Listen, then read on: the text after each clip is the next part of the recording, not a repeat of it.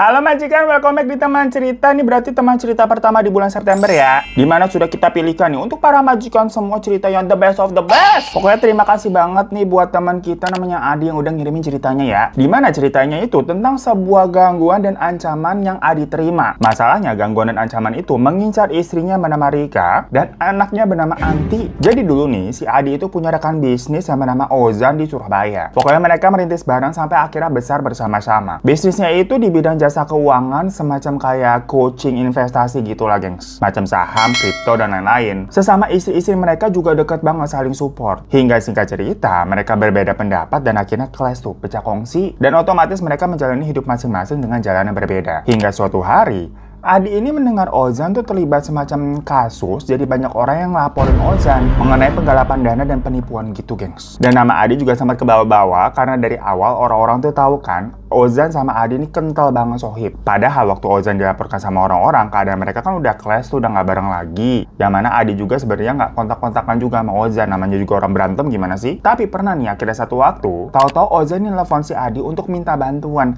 minjem uang. Biasa kalau teman lama tahu-tahu telepon ujung-ujungnya gini ya, minjem uang. Tapi si Ozan ini nggak mau ditransfer soalnya takut kelacak, alias minta diantarin dalam bentuk cash sebesar 50 juta. Jadi Ozan ini memang semacam lagi sembunyi gengs, kayak oknum pendeta yang kemarin tuh kita bahas di Filipina kan lagi sembunyi juga tuh, sama ngumpet. Awalnya Adi nggak mau terlibat sama sekali karena ya dia takut, bukannya nggak mau minjemin duit. Cuma si Ozan ini kan istilahnya jadi buron ya, lagi dicari banyak orang pada minta pertanggungjawabannya si Ozan nih. Dan Adi pun sempat keseret-seret karena dituduh kong kali kong, karena pada tahu mereka sempat jadi rekan bisnis yang solid. Lah ntar kalau tahu-tahu dia jadi keikutan nih perkara minjemin duit ke Ozan, bagaimana keseret-seret? Apalagi waktu itu istrinya Adi ini lagi hamil, tentunya kan juga butuh uang tabungan buat nanti biaya lahiran. Namanya biaya lahiran kan kagak murah ya gengs, mahal. Dan di tengah keadaan Ozan yang begitu ya, lagi dicari banyak orang, lagi banyak utang, dia minjem duit maksudnya ya lebih ke minta kali ya. Lah uang-uang yang ditipu aja nggak bisa dibalikin, gimana nanti cara balikin uangnya si Adi? Namun ujung-ujungnya istrinya Adi sendirilah yang menyuruh Adi untuk udahlah kasih aja, gimana pun juga nih Ozan dulu banyak jasanya sama kamu, dia ngerintis sama-sama. Dia sekarang lagi kesusahan dan mungkin butuh uang. Soalnya dalam persembunyiannya nih, Ozan bener-bener sampai nggak pernah ngabarin istrinya sama sekali yang bernama Tasya. Istrinya Ozan tuh namanya Tasya. Padahal si Tasyanya ini juga lagi hamil yang sama. Dan Adi ini sama istrinya bernama Rika itu tahu betul betapa sayangnya Ozan dengan Tasya. Dia tuh pernah sampai mati-matian berjuang berantem sama keluarganya buat nikahin Tasya tuh. Soalnya Tasya ini dari keluarga biasa nggak jelas sebenarnya. Jadi si keluarganya Ozan ini tuh orang kaya, gengs. Cuma setelah Ozan nekat nikah sama Tasya nih, dia semacam jadi dicoret dari keluarga lah, panjang pokoknya ceritanya. Dan semenjak si Ozan kabur nih, Tasya itu macam kayak jadi cewek linglung karena dia nggak punya siapa-siapa, mana lagi hamil pula. Bisa dikatakan Tasya ini nih sebatang kara yang sedang nggak punya keluarga, makanya tadi kita bilang keluarganya nggak jelas. Bibit-bebet bobotnya tuh emang nggak tahu tuh di mana. Makanya keluarga Ozan menentang. Apalagi dulu pekerjaannya Tasya juga kerja di bar. Cuma Adi sama Rika ini tuh baik sama si Tasya. Makanya walaupun hubungan mereka kan selek nih sama Ozan sama suaminya Tasya, tapi kalau sama Tasya sendiri mah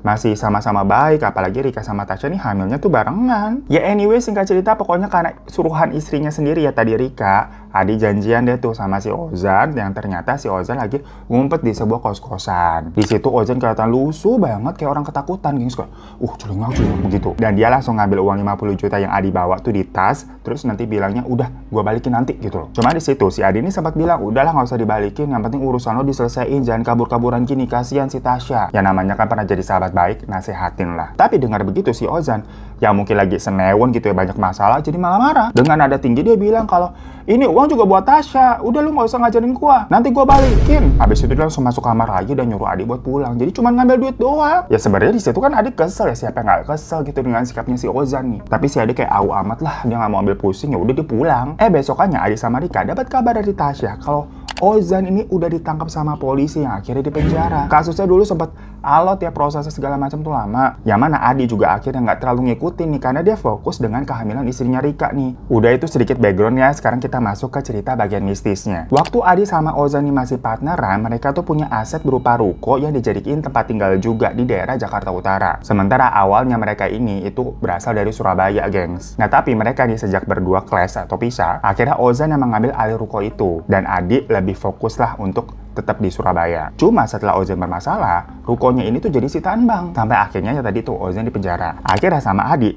dibeli sepenuhnya karena waktu itu memang dilelang bank dengan harga miring. Ya kenapa enggak kalau begitu kan ya nggak ada salahnya. Sampai akhirnya seiring berjalannya waktu, karir Adi ini kan semakin naik. Dan dia memang ternyata harus fokus bisnis di Jakarta. Makanya dari Surabaya dia pindahlah ke Jakarta. Yang untuk awal-awal mikirnya kenapa nggak tinggal di ruko yang udah dia beli atas nama dia. Ya kan itu gimana pun juga propertinya dia ya udah dibeli. Toh nggak dipakai tuh. Jadi waktu itu emang beli karena buat investasi properti aja dan karena harga miring sama itu punya histori lah buat dia juga. Ditambah si Adi di Jakarta itu kan nggak cuma mau tinggal doang ya, tapi emang mau bisnis. Yang mana ruko itu bisa dijadikan kantor dan tempat tinggal juga. Jadi emang kayak ngepas banget udah. Jadi sama Adi akhirnya direnovasi, dibener-benerin tuh biar layak, nyaman tinggal di sana karena udah sempet didiemin lama tuh sekitar 5 tahun ada kali ya, Baber nggak pernah ditengokin sama sekali. Nah waktu itu pokoknya Adi pindah sama si Rika, istrinya sama anak mereka namanya Anti, semua diboyong tuh ke Jakarta. Waktu awal pindah sebenarnya nggak ada apa-apa. Nah tapi dari awal mereka pindah nih, tukang-tukang yang kerja di sana lagi pada ngerenov, ngecat segala macam, cerita katanya mereka mendapatkan gangguan. Katanya di ruko itu banyak makhluk halusnya nih kok. Dan memang awalnya anak mereka tuh Anti yang waktu itu masih umur 5 tahunan, kayak rewel mulu di sana. Cuma Adi sendiri sebenarnya nggak percaya dengan hal-hal seperti itu, jadi dia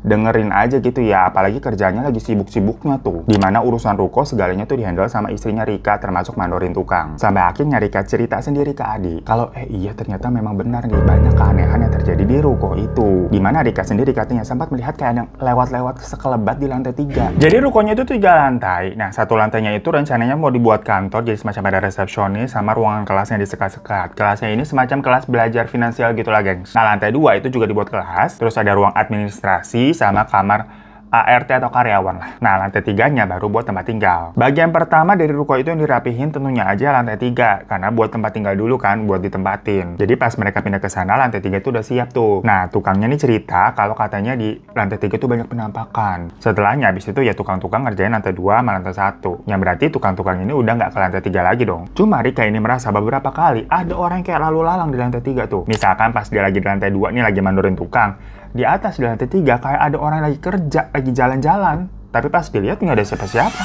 Atau pas Rika lagi di lantai 3, ada kayak yang sekelebat lewat. Padahal semua tukangnya tadi lagi di bawah, nggak ada yang ke lantai 3 lagi. Sampai Anti pun rewel tuh kalau ditinggal sendirian tuh di atas. Padahal biasanya waktu lagi di Surabaya, Anti ini tipe-tipe anak nggak pernah rewel sama sekali. Mau ditinggal kayak ya udah gitu loh, dia bisa main sendiri. Jadi cukup mandiri di usianya. Nah selain mereka bertiga, Rika sama Adi ini juga sebenarnya melihara kucing yang dinamakan Yeti. Karena bulunya tuh putih lebat gitu loh. Nah si Yeti ini juga jarang banget mau naik ke lantai 3. Sukanya nongkrong di lantai 1 atau di lantai 2. Dan kalau dibawa paksa gitu ke lantai 3 ya sama si Rika misalkan, pasti dia ngeong-ngeong, reok gitu loh. Sebenarnya Rika sendiri itu sama kayak Adi, bukan tipe-tipe yang percaya ataupun penakut sama hantu-hantuan. Cuma perkara ini anaknya rewel terus ya, makanya dia akhirnya cerita ke Adi. Sampai akhirnya pokoknya rukonya nih full jadi, udah dibenerin semua dan beroperasi di mana karyawannya pada masuk. Dan bener aja gengs, banyak pekerja di sana yang bilang suka diganggu sama makhluk-makhluk halus. Mulai cuma disengin dari lampu kamar mandi yang kayak mati-mati sendiri, atau kayak ada sekelebat gitu loh, sampai bener-bener ada ditampakin akhirnya. Jadi di sana katanya tuh banyak banget macam-macam makhluknya, gengs. Dari lantai 1, lantai 2, lantai 3 tuh kayak berurutan, dimana lantai 1 tuh paling jinak, lantai 3 paling galak. Jadi macam level-levelan, level 1 sampai level 3. Nih ya, katanya kalau di lantai 1, itu makhluknya ada nenek-nenek pakai mukena sama cewek pakai baju putih, macam kayak kuntilanak tapi nggak seram. Karena bentukannya maksudnya ya cewek aja gitu loh, tapi pakai baju putih. Nah biasanya makhluk 2 ini tuh kalau nampakin diri semacam kayak lewat-lewat doang atau kayak diem aja udah. Soalnya sering banget nih waktu awal-awal kan banyak karyawan baru yang belum tahu, atau murid-murid yang baru datang ke sana gitu kan, mau belajar finansial gitu, tahu-tahu ngeliat ada nenek-nenek tuh pakai mukena. Ya dikira pasti itu ibunya Rika atau ibunya Adi, atau mungkin pembantu di situ gitu loh. Tapi pas nanya ke Adi atau ke Rika, ya mereka bingung, hah? Nenek siapa? Masalahnya yang ngelihat nggak cuma 1, tapi banyak. Cuma Rika sama Adi nggak pernah ngelihat. Jadi yang dilihatin tuh ya karyawan sama murid-murid aja. Mereka bilang biasanya nenek-nenek itu kalau muncul suka lewat aja gitu loh. Tahu-tahu nanti naik ke lantai 2, terus hilang. Nah kalau wanita yang berbaju putih itu seringnya diam doang, duduk di dalam kelas. Jadi di lantai 1 itu ada 2 ruangan yang disekat gitu dijadikan buat kelas. Nah lagi-lagi biasanya nih murid baru tuh yang mau belajar, tahu-tahu datang ngelihat ada cewek tuh duduk, dikira itu sesama murid juga. Sampai pernah katanya ada yang ngajak ngomong tapi ceweknya itu diem aja. Bahkan kalau Adi nih pernah juga ngelihat wujud cewek tersebut. Tapi kan wujud ceweknya nggak serem ya, beneran kayak manusia, kayak cewek aja udah. Cuman kalau yang nenek-nenek tadi si Adi nggak pernah diliatin, cuman karyawannya doang. Nah waktu itu si Adi lagi ngajar dan dia ngeliat tuh ada cewek kan di situ. Jadi sepanjang dia ngasih materi, cewek itu duduk doang, diem doang, tapi nggak aktif bertanya, nggak kayak yang lain. Sampai pas Adi meleng gitu kan lagi nerangin materi pakai proyektor segala macam, nengok lagi ke kursi, cewek itu udah nggak ada. Cuma murid-murid yang lain sepertinya pada nggak ngeh. Mungkin waktu itu yang ngelihat Adi doang, jadinya dia pura-pura stay cool. Nah lanjut lagi nih di lantai 2. Kalau di lantai 2 banyak banget, lebih macam-macam. Ada anak kecil botak mukanya rata. Jadi nggak tahu itu anak tuh cewek apa cowok ya. Ada ular berambut juga. Ada hantu bungkuk yang tangannya sampai nyeret tanah. Terus kayak ada sosok berbulu hitam, tapi bukan genderuwo ya, karena nggak besar gitu. Seukuran manusia biasa, tapi hitam berbulu. Kalau Rika sendiri pernah lihatnya yang ular berambut itu, kita sampai merinding. Jadi waktu itu Rika nih lagi di ruang administrasi, karena di kantor itu bagian pembukuan, keuangan gitu memang si Rika sendiri yang ngerjain. Nah waktu itu dia kerja lembur sampai jam 9 malam. Sementara Adi tuh lagi di luar, lagi meeting, jadi nggak ada di ruko. Dan anaknya Anti di lantai 3 udah tidur. Namun posisinya di lantai 2 itu masih ada 2 karyawannya yang belum pulang juga, masih kerja. Tahu-tahu dari atas plafon ibunya kayak suruh. Kirain ada tikus atau apa gitu ya, soalnya kan plafon gypsum kalau ada apa-apa kedengeran. Cuma kalau tikus kan harusnya jalannya duduk gitu ya. Ini nggak kayak nyambung gitu, kayak melata gitu. Nah di lantai 2 itu tuh ada bolongan yang niatnya tuh buat jalur pipa pembuangan AC. Tapi AC-nya belum dipasang. Jadi masih dibiarin bolong gitulah, soalnya AC-nya emang belum dibeli. Kan lagi nyicil itu, ngisi barang-barang. Nah, dari bolongan AC itu, tau-tau kayak ada rambut turun, macam kayak rambut boneka. Cuma pendek, kecil gitu loh, gengs. Kayak hijau, rambut-rambut gitu loh. Bukan kayak rambut manusia macam Sadako gitu, gede. Enggak. Kayak jembut, tau-tau muncul begitu kan. Apaan tuh? Ya Rika bingung dong. Makin lama makin turun, diikuti badan ular, gengs. Jadi ternyata itu ular, tapi ada rambutnya. Ih, kebayang gak sih? Teriak si Rika langsung lari ke tempat 2 karyawan yang masih kerja di situ. Pas dicek sama si 2 karyawan tadi, ularnya udah nggak ada. Cuma kan parno ya, maksudnya, lah lari kemana tuh ularnya? Berarti udah jatuh, udah ke bawah kali. Akhirnya dicari semalaman, tapi nggak ketemu. Nah, yang pernah diliatin ular itu tuh cuma Rika doang. Abis itu nggak kelihatan lagi nih ular nih. Yang sering nampakin diri tuh anak muka rata yang katanya emang jahil banget. Suka ngumpetin barang-barang orang abis ya. Jadi barang-barang di lantai 2 tuh suka hilang-hilangan gitu atau pindah sendiri. Dan nanti misalkan kalau orang yang nyari ini kesel kayak, di mana sih barangnya? Ntar terdengar nih biasanya suara orang ketawa anak kecil. Sampai akhirnya pernah diliatin juga tuh sosoknya gundul, kagak ada mukanya. Tapi dari semua makhluk-makhluk itu yang paling menakutkan adalah penghuni yang ada di lantai 3. Karena di lantai 3 cuma ada satu makhluk doang, yaitu kuntilanak kuning. Nah kalian baru denger nggak? Kalau gue sih baru tahu soalnya ada kuntilanak kuning. Yang mana katanya kunti kuning itu energinya kuat banget dan semacam menguasai satu teritorial, yaitu lantai 3. Makanya di lantai 3 cuma ada dia doang. Sementara setan-setan yang lain tuh di bawah semua. Namun nggak ada satu orang pun yang pernah ngelihat kunti kuning ini di ruko tersebut. Jadi Adi sama Rika itu taunya dari suhu spiritualnya yang biasa mereka mintain saran gitu, perihal apa hari baik atau untuk bisnis di bagusnya gimana segala macam gitulah waktu mereka di Surabaya. Nah waktu awal-awal dapat gangguan seperti itu, Adi sama Rika kan langsung nelfon si Suhu tuh, dan sama Suhu di Terawang. Jadi Suhunya di Surabaya lewat telepon doang. Dibilang di sana tuh ada sosoknya ini gitu loh. Dan ternyata memang penjelasan dari Suhu nih beneran sama dengan cerita para karyawan. Kok match ya, padahal Suhu tuh nggak pernah ke ruko. Jadi cerita macam si anak muka rata, nenek-nenek mukena segala macam tuh dari cerita karyawan sama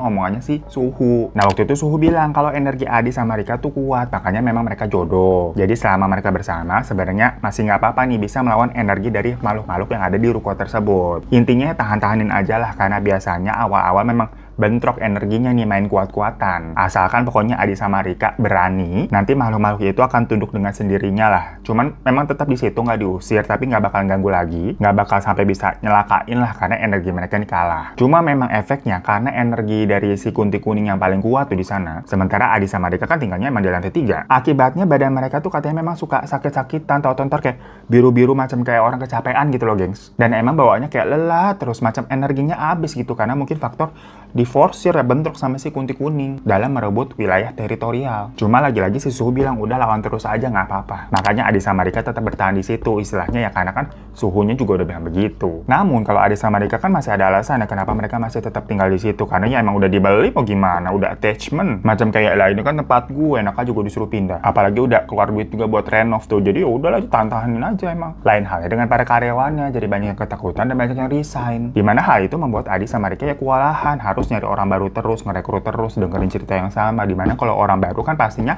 kaget-kagetan yang ngeliat begituan belum biasa. Namun ya gengs ya, kalau kata Suhu nih, yang berbahaya itu justru ular berambut yang pernah dilihat sama si Rika. Karena kalau itu tuh semacam makhluk peliharaan katanya. Jadi bukan jin atau setan biasa penghuni tempat tersebut. Dan waktu si Suhu nerawang nih katanya ular itu udah nggak ada. Atau emang lagi nggak ada aja mungkin di ruko tersebut. Jadi memang bukan penghuni ruko itu soalnya. Pertanyaannya kok tahu-tahu bisa muncul di situ. Udah nih, pokoknya waktu berjalan kan. Pernah lagi siang-siang, si Ade lagi coaching, lagi ngajar di lantai 1. Rika lagi kerja di lantai 2, biasa tuh di ruang administrasi. Sementara Anti lagi tidur siang tuh di lantai 3. Jadi tiap hari memang jadwalnya Anti tidur siang tuh dari jam 2 sampai jam 3, 1 jam. Yang namanya juga masih balita ya. Tiba-tiba kedengeran si Anti kejar nangis. Waktu itu Rika ngiranya ya bangun rewel aja kali. Karena pokoknya kan semenjak tinggal di situ si Anti ini emang sering rewel, sering nangis kalau ditinggal-tinggal. Ya udah, Rika langsung ke atas buat nyamperin Anti. Tapi betapa terkejutnya dia saat ngelihat si Anti nih udah dililit sama ular berambut yang pernah Rika lihat dong. Langsung lah Rika teriak. Dia spontan megang ular itu, maksudnya mau misahin dari si Anti. Tapi lilitannya kenceng banget sampai akhirnya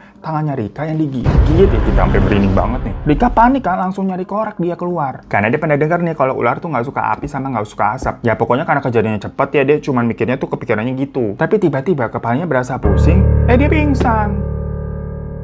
Bangun-bangun dia udah dirawat di rumah sakit dan beneran ada bekas gigitan ular di tangannya, sampai ada bisanya juga yang membuat dia pingsan. Untungnya sih cepat ditanganin sehingga bisanya tuh bisa dikeluarkan, dinetralkan. Namun anehnya lagi-lagi ularnya nggak ditemuin. Jadi pas Adi sama karyawannya naik ke lantai 3 karena dengar suara teriakannya Rika, posisinya Rika ya udah pingsan tuh, udah tergeletak di luar kamar dan Anti lagi nangis aja di kasur tapi kagak ada ular. Jadi yang ngeliat ular itu ya si Anti doang. Masalahnya kalau dibilang halu, lagi gigitannya beneran ada, mah gigitan ular kan ada bisanya juga, pihak rumah sakit tuh yang bilang. Makanya karena takut dan berbahaya, Ade ini sampai manggil pawang ular buat nyari dia tuh nangkap itu ular, tapi kagak ketemu. Pas nanya si Suhu, bener aja kan itu ular peliharaan yang sepertinya ada orang dendam dan mau memang menjahati keluarganya Adi. Tapi Suhu sendiri nggak bisa nerawang itu peliharanya siapa karena dia tidak bisa melihat manusia, cuma bisa melihat menerawang makhluk tak kasat mata karena ularnya itu sosok makhluk halus jadi bisa diterawang tapi nggak tahu pemiliknya siapa. Dan setelah peristiwa itu, Rika ini sembuh tapi Antinya sakit. Jadi pokoknya abis kejadian itu tuh Anti langsung demam. Cuma kalau dari medis nggak ada yang salah alias nggak kedeteksi penyakit apaan. Beda dengan Rika yang memang ditemukan adanya bisa ular ya. Pokoknya Anti ini muntah-muntah terus, nggak bisa masuk makanan apapun. Akhirnya udah dirawat di rumah sakit, diinfus tuh. Dan yang nungguin di rumah sakit Rika nih. Di malam Anti dilarikan ke rumah sakit tuh karena muntah-muntah. Andi jadinya sendirian di ruko. Karena karyawannya tuh terakhir pada pulangnya jam 9, setengah 10 malam lah. Sebenarnya dulu nih awal-awal ada semacam ART cowok yang tinggal nginep di situ sekalian buat jagain ruko. Tapi karena banyaknya gangguan-gangguan, pada ketakutan, jadinya pada resign dan gak berani untuk nginep di sana. Milih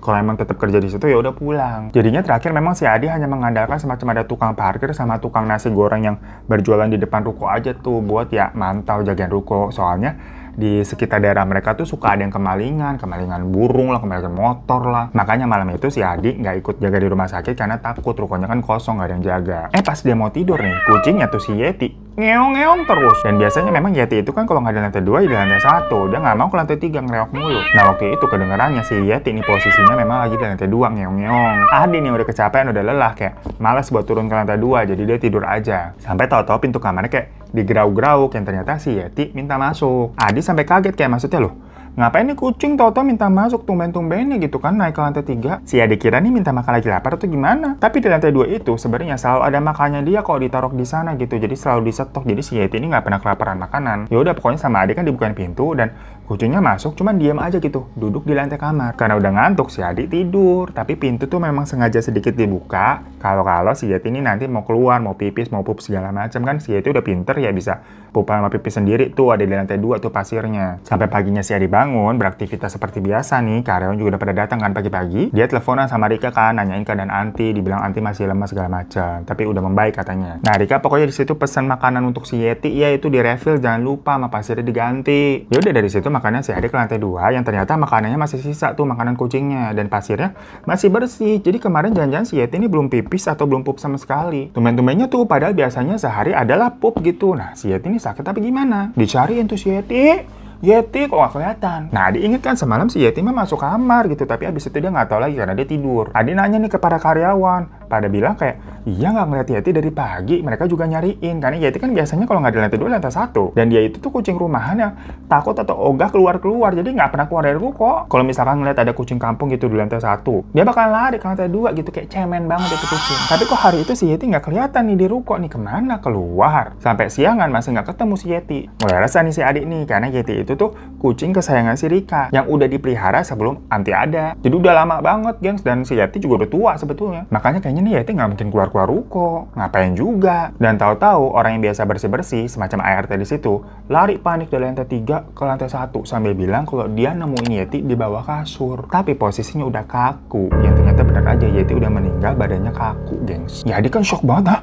Yeti kenapa begini? Macam kayak kucing diracun sampai kaku, gengs. Cuma kan bulunya Yeti ini putih banget ya, makanya namanya Yeti. Nah, di situ terlihat kayak ada noda darah, kayak ada merah-merah, cuma sedikit banget kecil gitu loh. Namun yang namanya warna merah di antara warna putih kan kontras, jadinya kelihatan. Pas diperiksa gitu, dilihat-lihat, ternyata kayak ada bekas gigitan ular yang mirip sama yang ada di tangannya Rika. Pas Rika dikabarin, langsung nangis-nangis, dia kucing kesayangannya meninggal. Yang ternyata kalau kata si Suhu, Yeti itu melindungi Adi dari serangan gaib. Yang mungkin malam itu si Yeti ini ngeyeng terus karena dia tahu nih ada sesuatu yang mau datang, dan tumben-tumbennya minta masuk kamar. Jadinya Yeti itu kena memang melindungi perkara menghalau serangan tersebut waktu si Adi lagi tidur. Ya karena di sini berarti udah sangat meresahkan ya, sampai memakan korban walaupun kucing. Cuma kan itu kucing peliharaan yang disayang sampai dianggap keluarga kali sama si Rika nih. Rika pencinta kucing banget dari kecil. Di Surabaya tuh sebenarnya dia sampai punya 5 kucing. Tapi yang dibawa ke Jakarta cuma si Yeti doang karena baru udah secinta itu. 4 kucing lainnya di Surabaya diadopsi sama orang akhirnya. Ya makanya si Suhu ini dipanggil dia tuh ke Jakarta buat membersihkan dan menamengi ruko tuh dari sihir-sihir jahat gitu biar keluarganya Adi ini terlindungi. Sewaktu si Suhu mampir ke ruko, ya akhirnya Suhu ngeliat sendiri kan tuh makhluk-makhluk yang ada di sana yang sebenarnya jatuhnya usil nggak jahat. Paling ya si kunti kuning itu aja yang energinya paling besar. Tapi si Suhu bilang kalau energi kunti kuning itu emang udah kalah sama energinya Rika sama Adi posisinya. Namun di lain sisi nih ada energi lain yang mendominasi, yaitu energi jahat dari makhluk lain, gengs. Dimana makhluknya itu adalah kuntilanak hitam. Jadi selain ada kunti kuning, ternyata ada kunti hitam juga. Loh kok bisa? Padahal katanya kunti kuning itu tuh penghuni satu-satunya di lantai 3. Dan kunti kuning itu sebenarnya udah jajaran kunti yang teritorialnya nggak mau diganggu-gugat, nggak mau ada makhluk lain gitu loh. Tapi kenapa tahu-tahu ada muncul baru nih kunti hitam? Ya lagi-lagi kata Suhu, kalau kunti hitam itu memang biasanya adalah milik dukun atau kiriman. Jadi memang bukan penghuni situ, baru dateng nih. Yang nggak lain dan nggak bukan ular berambut itu. Ternyata ya si kunti hitam itu, gengs, dia bisa berubah menjadi sosok ular. Makanya ular kok ada rambutnya warna hitam lah, kuntilanak. Ih serem banget ya. Namun Suhu pun kewalahan buat nangkap si kunti hitam ini. Ya akhirnya dia cuma bisa membentengi ruko tersebut biar kunti hitam itu tuh nggak masuk dan mengganggu lagi. Karena itu fix berarti memang kiriman ya. Tentunya dicari tahu dong. Itu kiriman siapa? Ya soalnya balik lagi, Suhu ini kan nggak bisa menerawang manusia. Dia cuma bilang sepertinya ada orang yang punya dendam nih. Dipikir-pikir, siapa orang punya dendam? Nggak tahu siapa jawabannya. Udah abis itu, Suhu balik ke Surabaya. Dan setelah itu memang gangguan mereda nih. Dalam artian nggak ada kejadian yang ekstrim-ekstrim lagi di ruko tersebut. Cuma kalau dari makhluk-makhluk yang emang ada di ruko itu ya tetep ya, tapi kan tadi lebih ke usil aja. Namun saat itu pun si Rika sama si Adi berniat untuk beli rumah baru, rumah tinggal. Jadi ruko itu nanti buat kantor aja lah, sementara mereka tinggal di tempat lain biar tenang gitu loh. Dan itu memang juga akhirnya atas saran dari Suhu. Dibilang ya kalau memang ada budgetnya, sebaiknya ruko itu dijadikan tempat usaha aja, nggak usah tempat tinggal juga. Jadi dipisah gitu loh. Cuma kalau nggak ada budget ya apa buat. Makanya untuk sementara dibentengnya aja dulu tuh biar rukonya nggak ada yang jahat-jahat bisa masuk. Tapi yang namanya nyari rumah kan juga proses ya. Dan waktu itu Rika nih yang bertugas buat nyari-nyari rumah. Karena Adi lagi sibuk banget kerjanya. Kalau nanti ada yang cocok, baru nih Adi dipanggil juga buat lihat. Pokoknya untuk screening awal, Rika dulu yang nyari-nyari tuh. Dan kalau Rika pergi tentunya bawa Anti. Karena ya Rika kan nggak pakai babysitter. Sampai ada satu waktu si Rika ini izin buat ngecek rumah-rumah lagi. Tapi ya bawa Anti tuh. Cuman sampai sore nggak ada kabar, handphonenya pun mati. Padahal Rika ini bawa mobil yang harusnya kan bisa ngecas ya di dalam mobil. Sampai malam mereka masih belum pulang. Bener-bener nggak pernah nih Rika begini nih. Ya Andi ini khawatir, mau nyari tapi bingung nyari kemana. Rika ini nggak ada kerabat sama sekali di Jakarta. Makanya hal ini tuh aneh banget. Sampai malam si Rika pun belum pulang. Masalahnya sebelumnya si Rika nggak spesifik bilang mau lihat rumah di jalan apa atau di mana gitu loh. Beberapa karyawan juga sampai lembur tuh nggak pulang buat bantuin Adi yang panik istrinya nih nggak ada kabar. Sampai lewat jam 12 masih belum pulang, ya udah nih fix ada apa-apa nih. Takutnya kan kecelakaan di jalan atau gimana ya mikirnya ya. Hubungan antar keduanya tuh lagi baik-baik aja, jadi maksudnya si Rika ini nggak mungkin berantem atau lagi kabur gitu loh, nggak sama sekali. Akhirnya laporlah ke polisi, tapi karena ini kasusnya orang dewasa yang hilang, jadi harus ditunggu 2 kali 24 jam. Walaupun di sini ada anak-anak juga ya si Anti ya, tapi kan konteksnya lagi sama ibunya tuh, bukan anak-anak yang sendiri. Sampai akhirnya pokoknya besokannya terus besokannya lagi, udah 2 kali 24 jam nih, tetap nggak ada kabar, ya udah bener-bener pasti ada apa-apa. Beberapa rumah sakit di sekitar situ juga udah dicek-cek tuh, tapi nggak ada Anti sama si Rika di situ. Sampai akhirnya ini pihak polisi bisa ngelacak tuh terakhir kali handphonenya Rika tuh nyala di daerah mana. Tapi ternyata memang terakhir kali nyalanya itu ya 2 hari yang lalu. Entah gimana caranya, pokoknya dilacak tuh sama polisi yang emang jago ya nyari orang hilang mungkin. Dapat info lah dari tukang ketoprak. Yang pasti kasih lihat tuh fotonya Rika, dibilang, oh ini ibu waktu itu kayaknya dicegat sama bapak-bapak di jalan situ tuh. Terus si ibu-ibunya turun ngobrol. Habis itu bapak-bapaknya masuk terus mereka pergi. Nah dikira si tukang ketoprak ya, si ibu-ibu kenal kali sama si bapak-bapak itu. Maksudnya Rika. Soalnya habis dicegat di jalan, ngobrolnya kayak biasa gitu. Terus mereka masuk mobil. Ya, tapi kan Adi mikir, hah? Bapak-bapak si Rika ketemu siapa? Sampai di hari ketiga tuh malam hari, tahu-tahu ada kabar dari Rika sendiri yang katanya dia berada di daerah Puncak. Jadi gengs ya, ternyata bapak-bapak yang disebut sama tukang ketoprak tadi tuh adalah Ozan yang baru keluar penjara. Ini beberapa cerita gila banget gengs, sampai kayak gue bacanya. Dimana ternyata memang Ozan ini kan dendam sama Adi karena dikira Adi itu nyepuin tempat persembunyian dia di kos-kosannya 5 tahun silam. Yang waktu dia mau minjem duit 50 juta kan diantarin tuh sama si Adi. Nah besokannya kan Ozan ditangkap tuh. Dikira dia Adi yang ngasih info di mana kosannya, di mana dia bersembunyi. Padahal Adi sama sekali nggak ngasih info ke siapa-siapa, nggak ada niatan juga. Dia beneran cuma mau ngasih itu duit bantu Ozan. Yang mana sebenarnya Ozan itu sampai bisa ketangkap karena nomor HP yang dia gunain buat telepon Adi dilacak sama polisi, macam kayak polisi ngelacak handphonenya si Rika juga tuh. Jadi bisa dibilang Ozan ketangkap ya karena salah dia sendiri nyalain handphonenya terus nelfon si Adi. Dan uang 50 juta yang dia pinjam itu ternyata buat biaya Tasya nih lahiran, karena pada saat itu kan Rika sama Tasya emang lagi hamil ya sama-sama. Makanya Rika masih suka kontak-kontakan sama Tasya walaupun hubungan Adi sama Ozan kan selek. Karena sebelumnya sebenarnya bestie banget tuh cewek-cewek. Yang mana karena kesalahpahaman itu Ozan jadi benci banget sama Adi karena selain dia di penjara, Ozan kan juga ditinggalkan sama Tasya karena ya selama di penjara Tasya nih nggak pernah jenguk dia lagi, seakan-akan ninggalin dia. Ozan nggak tahu kabarnya Tasya sama sekali lagi. Sampai setelah keluar dari penjara, Ozan nih masih sempat tuh berusaha mencari Tasya tapi nggak ketemu. Yang ditemukan malah kenyataan kalau hidupnya Adi ini lebih bahagia, lebih makmur dengan keluarga kecilnya itu, sampai-sampai menempati ruko yang dulunya ditempati sama Ozan tuh sebenarnya dibelikan sama si Adi. Ozan menganggap nih si Adi merebut semua kebahagiaannya Ozan lah. Makanya Ozan bertekad untuk menghancurkan rumah tangganya Adi. Merasa kehilangan Tasya sama anaknya yang nggak tahu pergi kemana gitu kan, meninggalkan dia di dalam penjara perkara Adi nyepuin tempatnya si Ozan di mana waktu itu sembunyi, makanya sampai bisa di penjara. Nah si Adi ini harus merasakan hal yang sama, ada kehilangan istri sama anaknya juga. Pokoknya memang katanya dari dulu basicnya si Ozan ini nggak mau kalah sama Adi, apalagi setelah clash gitu ya, menganggap si Adi ini rival dia banget. Jadi yang ngirimin kuntilanak hitam ya si Ozan, karena ternyata waktu kelas tuh pecah kongsi sama Adi, Ozan ini pakai dukun buat jalanin bisnisnya. Makanya di ruko itu yang sempat dia jadiin tempat tinggal dan usaha juga banyak makhluk halusnya. Pokoknya dari situ memang si Ozan ini udah mengenal ilmu hitam, gengs. Dan cara itulah yang dia pakai lagi untuk mencelakai Rika sama Anti juga. Ngirimin kuntilanak hitam itu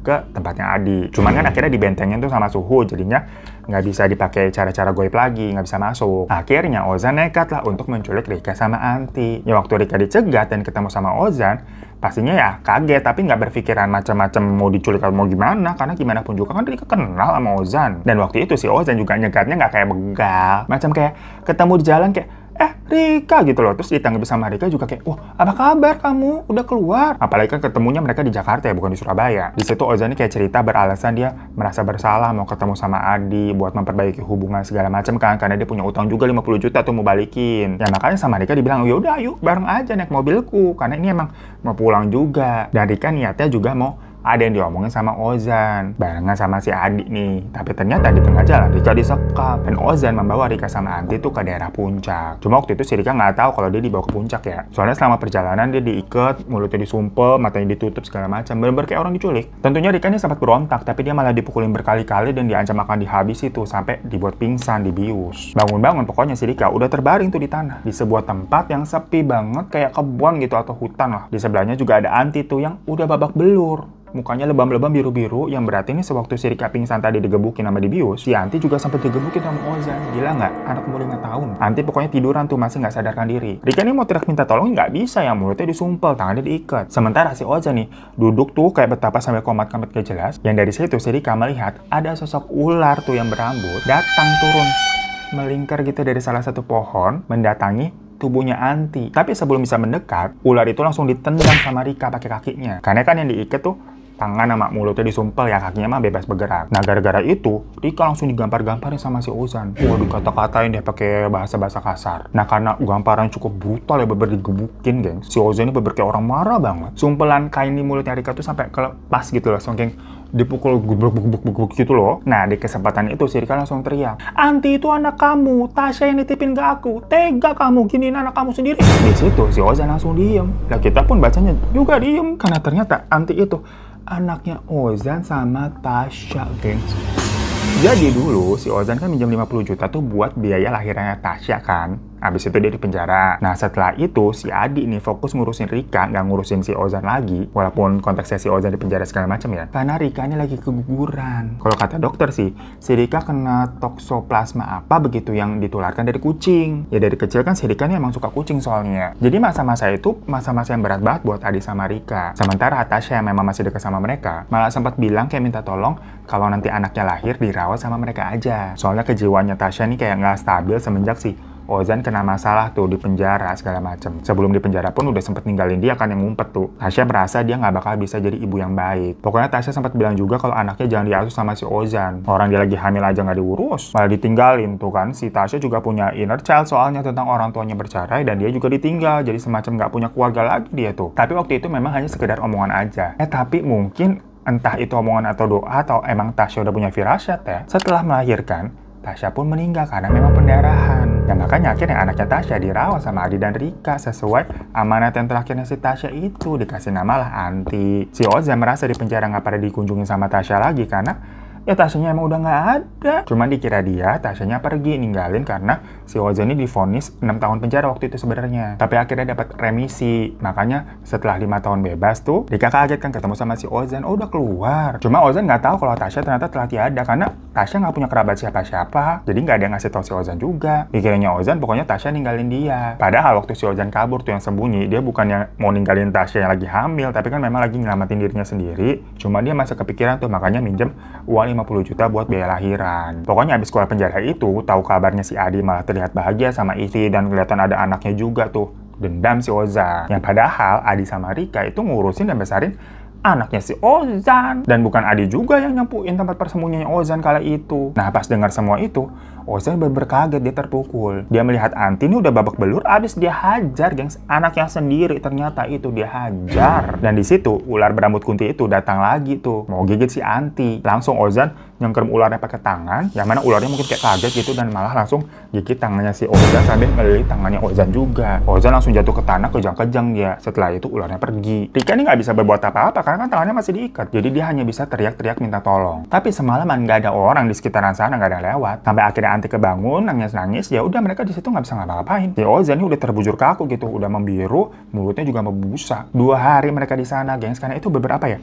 Di dalam kebun, di dalam hutan, nggak tahu itu di mana. Sampai akhirnya si Rika nih dengan posisi tangannya masih terikat, dia udah coba gesek-gesek di daun pohon segala macam, tapi ya nggak semudah kayak di film-film Toto bisa copot bisa lepas. Ya udah dengan keadaan begitu tuh masih keikat, cuman kan kakinya enggak. Dia jalan sendirian mencari bantuan, cuma dia sempat pingsan tuh karena kan 2 hari nggak makan nggak minum. Sampai akhirnya di hari ketiga setelah habis bangun dari pingsannya, dia berusaha lagi gitu, nemu ada jalan setapak dan kebetulan ada orang lewat. Akhirnya dibantuin, Anti dijemput dan Ozan juga digotong, tapi ya Ozan udah nggak bernyawa posisinya. Dilaporlah ke polisi yang ada di sana, ternyata itu mereka lagi di daerah sekitaran puncak tuh, puncak ujung tapi. Ya pada akhirnya Rika sama Anti selamat ya, walaupun dengan kondisi dehidrasi akut dan babak belur. Sementara Ozan meninggal yang dinyatakan sama pihak rumah sakit karena tergigit ular berbisa.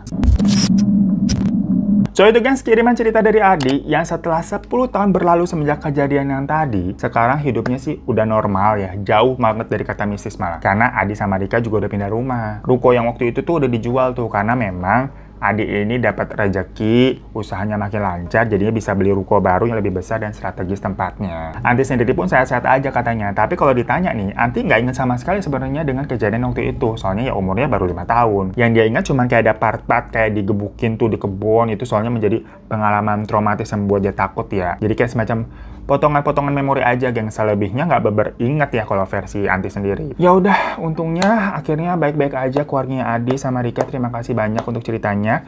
Terus semoga sehat ya. Salam juga buat Anti.